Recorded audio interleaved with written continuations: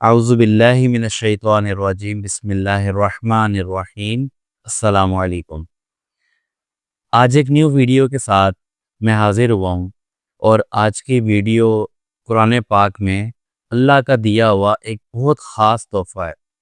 میں اس کا ترجمہ سنانا چاہوں گا آپ کو، اور اس ترجمے میں ہمارے لیے بہت تسلی ہے، بہت سے انعامات ہیں اور بہت سے لیسن ہیں اللہ تعالیٰ کی طرف سے۔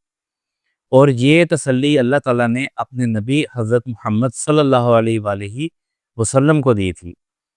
جب ان کے اوپر وحی آنا بند ہو گئی تھی تو آقا صلی اللہ علیہ وآلہ وسلم بہت زیادہ پریشان ہو گئے تھے، اور اتنے پریشان ہو گئے تھے کہ وہ سمجھتے تھے کہ کیا شاید اللہ تعالیٰ مجھ سے ناراض ہو گئے ہیں، کہ جس کی وجہ سے وحی آنا بند ہو گئی ہے۔ لوگوں نے بھی تانے دینے شروع کر دیے تھے کہ بھئی آپ اللہ آپ سے ناراض ہو گیا ہے، اور آپ کے اوپر وحی کا نزول بند ہو گیا ہے، اللہ تعالیٰ آپ سے ناراض ہو گیا ہے۔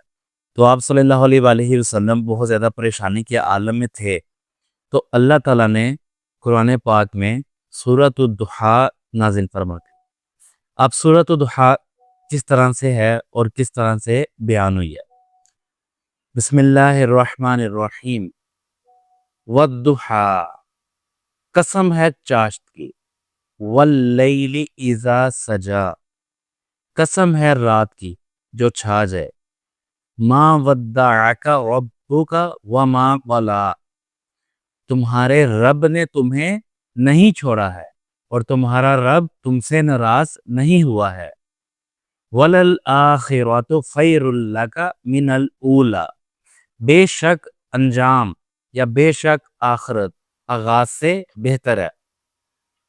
وَلَسَوْفَ يُعْطِيكَ رَبُّكَ فَتَرْضَىٰ، اور ان قریب تمہیں تمہارا رب اتنا نوازے گا کہ تم خوش ہو جاؤ گے۔ سبحان اللہ، یہ اللہ تعالیٰ اپنے نبی کو خوشخبری دے رہے ہیں کہ ان قریب تمہیں اتنا دیا جائے گا، اتنا دیا جائے گا کہ تم خوش ہو جاؤ گے۔ وَلَسَوْفَ يُعْطِيكَ رَبُّكَ فَتَرْضَىٰ، پھر آتا ہے أَلَمْ يَجِدْكَ يَتِيمًا فَآوَىٰ، کہ تم کیسے سوچ سکتے ہو کہ میں تم سے ناراض ہو گیا ہوں؟ کیا تم بھول گئے ہو کہ تم یتیم تھے تو ہم نے تمہیں پالا، ہم نے تمہیں سہارا دیا، ہم نے تمہیں پناہ دی۔ وَوَجَدَكَ ضَالًّا فَہَدَىٰ، اور جب تم گمراہ تھے ہم نے تمہیں ہدایت دی۔ اللہ اکبر۔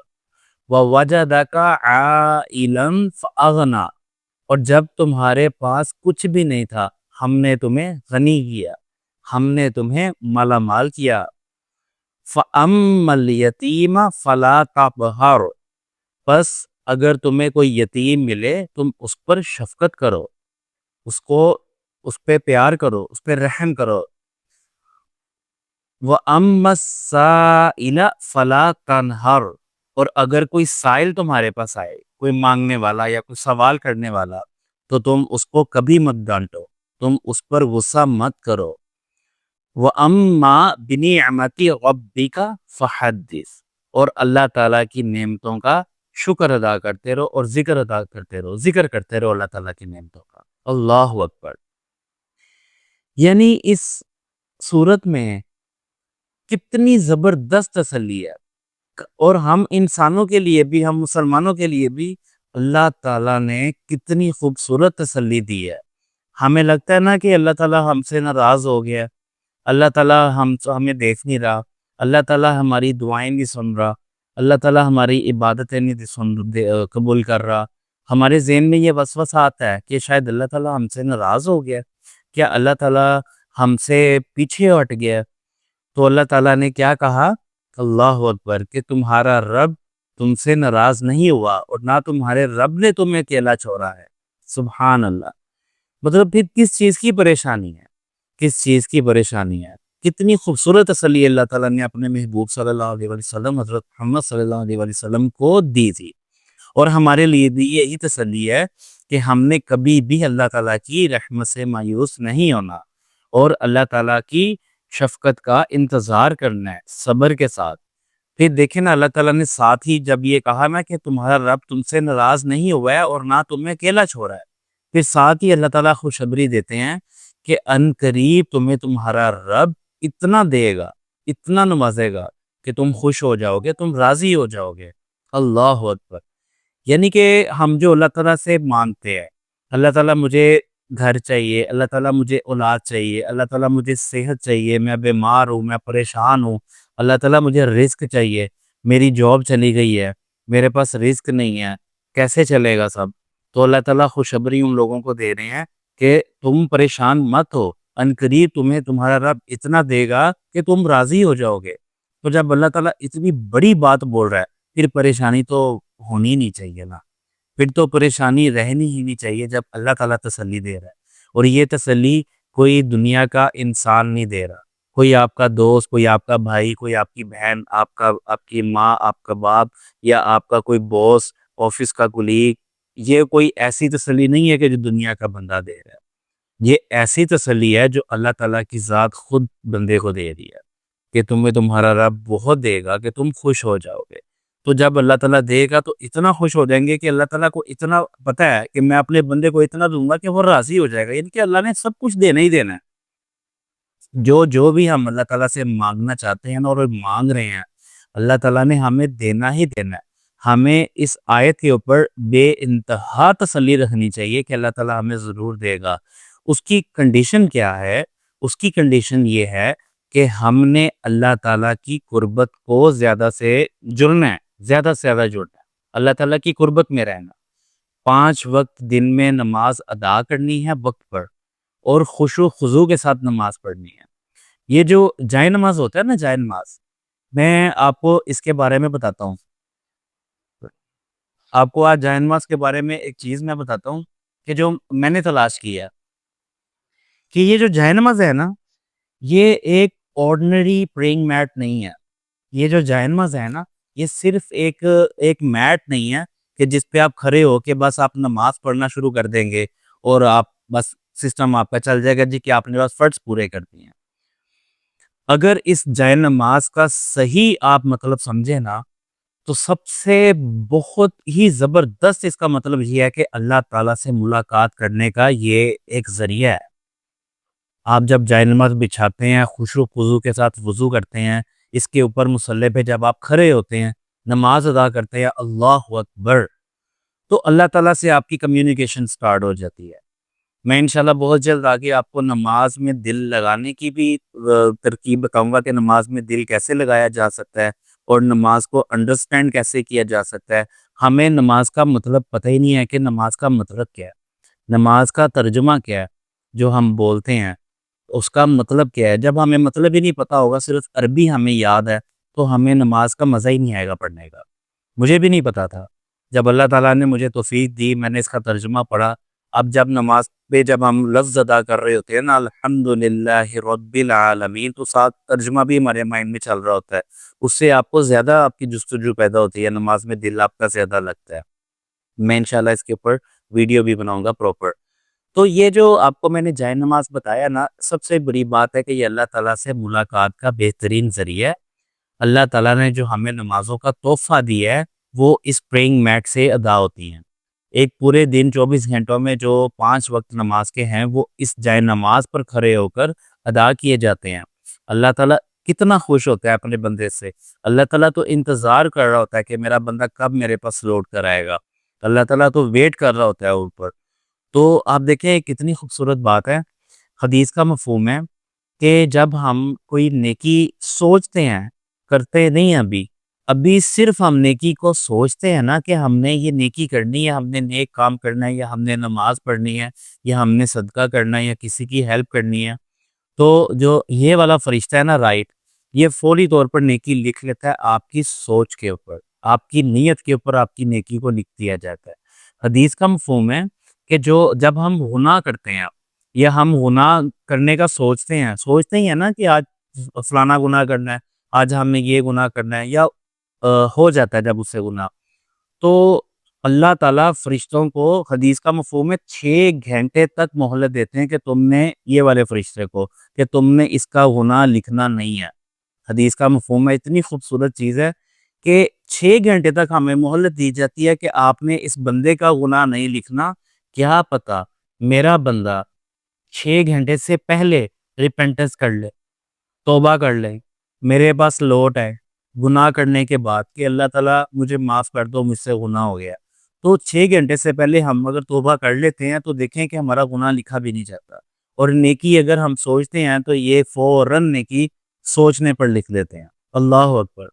یہ ہے اللہ تعالیٰ کی ہم سے محبت۔ ایک ماں اپنے بچے کی تکلیف کو برداشت نہیں کر سکتی۔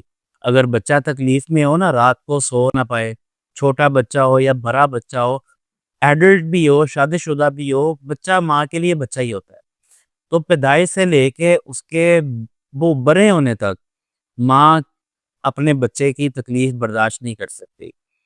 چھوٹی سی بھی تکلیف اس کو آتی ہے نا تو ماں کا کلیجہ پھٹ جاتا ہے کہ میرے بچے کو کیسے تکلیف آ گئی، اللہ اس بچے کی تکلیف دور کرتے میرے بچے کی۔ آپ سوچیں، اللہ تعالیٰ کہتا ہے کہ میں 70 ماؤں سے بھی زیادہ پیار کرنے والا ہوں۔ سبحان اللہ، اللہ اکبر!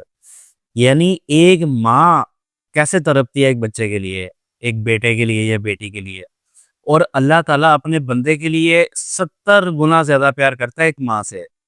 آپ اللہ تعالیٰ کی محبت کا یہی سے اندازہ لگا لیں کہ اللہ تعالیٰ کو پتہ نہیں ہے، اللہ تعالیٰ کو بھی مطلب تکلیف محسوس ہو رہی ہوتی ہے جب ہم گناہ کر رہے ہوتے ہیں، جب ہم اللہ کی نافرمانی کر رہے ہوتے ہیں، جب ہم بندوں کے ساتھ ظلم و زیادتی کر رہے ہوتے ہیں، جب ہم بہت سے گناہوں میں مبتلا ہوتے ہیں، اللہ تعالیٰ پریشان ہوتا ہے ہمارے لیے، اللہ تعالیٰ کو تکلیف ہوتی ہے۔